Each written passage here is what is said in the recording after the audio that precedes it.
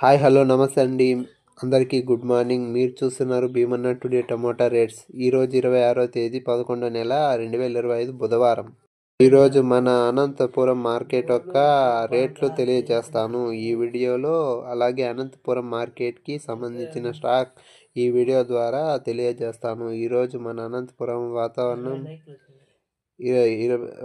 26వ తేదీ వర్షం ఉందని చెప్పారు.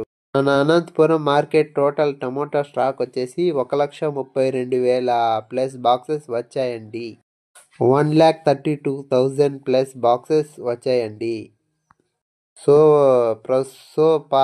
కొత్త కొత్త కాయలు, పాత కాయలు, మంచి కాయలు, మంచి A1 క్వాలిటీలు ఉంటే మంచి రేటే పోతాయి.